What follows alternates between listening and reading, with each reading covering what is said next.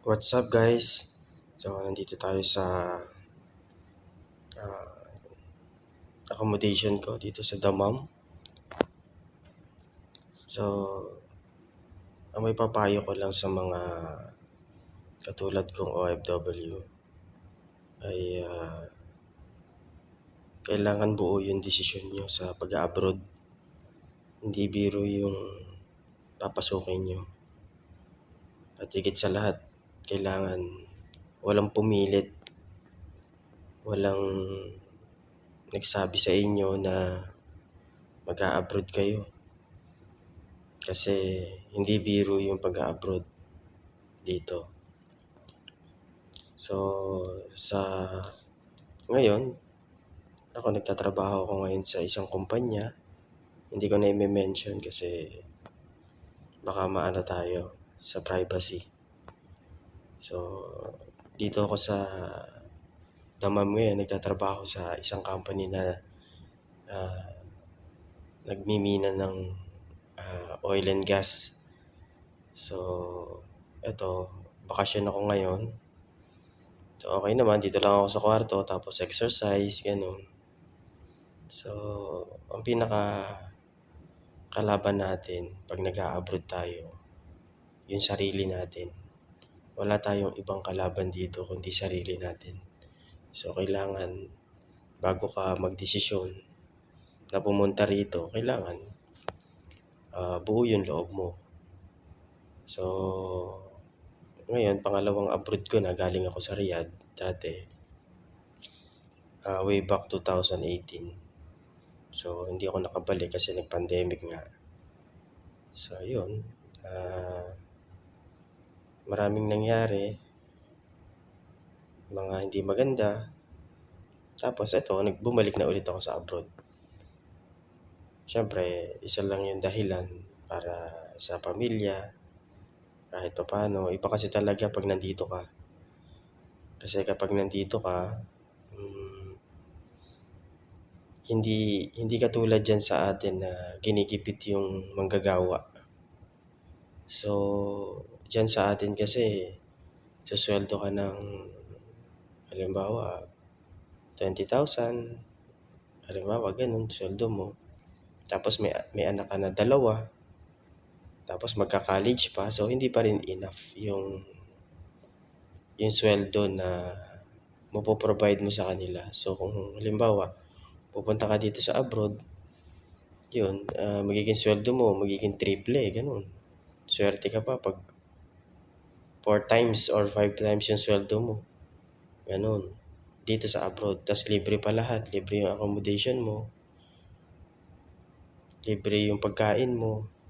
Transportation mo. Depende dun sa kumpanya mo.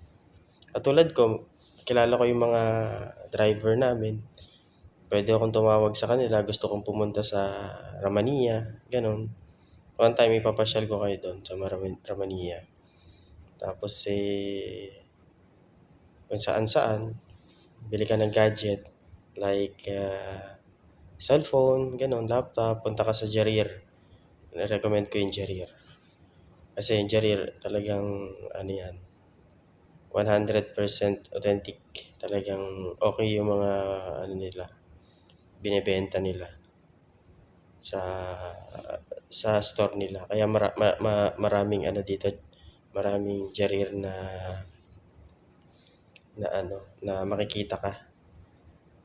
Tapos extra ganun din. Extra parang Jarir din siya.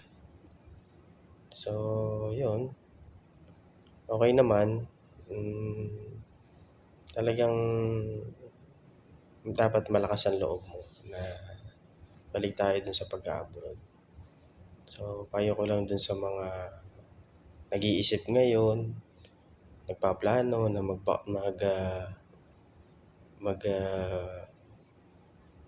mag-abroad.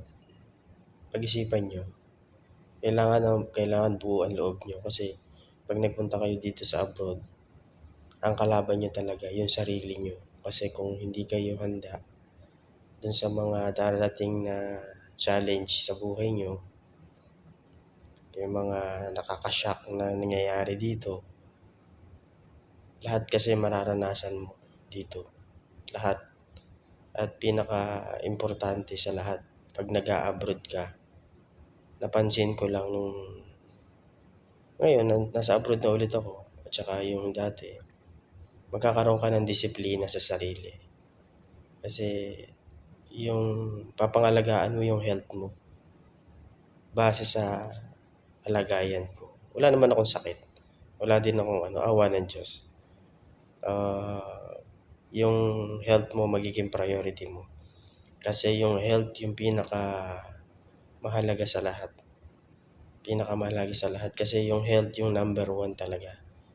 Tapos pamilya. Kasi kailangan maging aware ka sa mga nangyayari sa'yo sa sarili mo.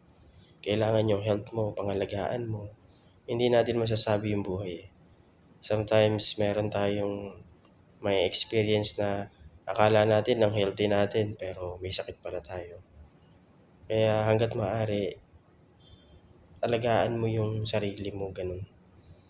Hanggat maaari, priority mo yung sarili mo kasi paano mo po susuportahan yung sarili mo kung may sakit ka na, di ba?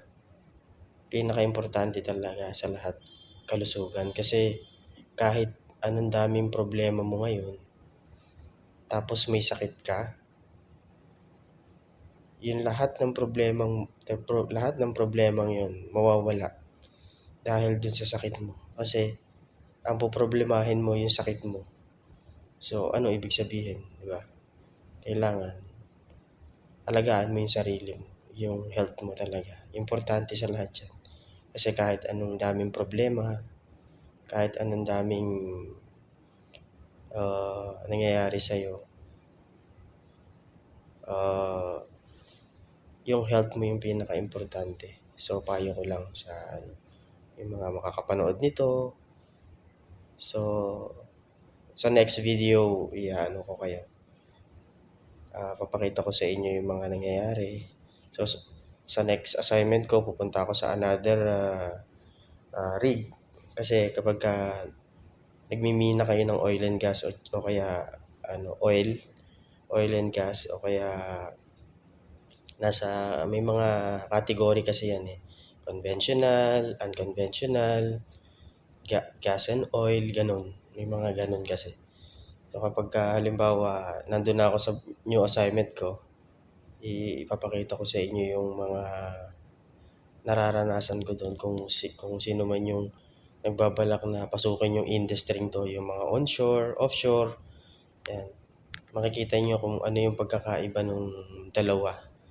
Of course, unang bagay na yung nasa tubig yung offshore, yung onshore nasa land. So, yung sa hindi pa nakakaalam, yun yung unang pagkakaiba. Pero hindi pa ako nakaka-experience sa offshore. Onshore pa lang. Nasa gitna ka ng disyerto. Wala kang makikita kundi puro buhangin. Yun. Yun yung una kong naging experience doon. Tsaka wala kang matatakbuhan. Kailangan fit. Kasi ang layo ng ospital, ang layo sa lahat. Hindi ka makakapunta sa bayan, hindi ka makakapunta dito sa city. Nandun ka lang sa disyerto. So, lahat ng kailangan nyo nandoon. Libre naman lahat pagkain. Libre pagkain, libre tubig, libre sabon, libre, lahat libre. Kumbaga yung sweldo mo, ipapadala mo na lang sa pamilya mo. At hindi ka makakagala. Walang gala, walang mall, walang kahit ano. Hindi ka makakapunta kahit saan. Doon ka lang. So yung perang kinikita mo, sa'yo lang. So kung umabot ka sa videong to, kung gusto mo yung mga ganitong content, mag-subscribe ka sa akin para mas may malaman ka. So, sa susunod na video, siguro, okay, papakita ko sa inyo siguro yung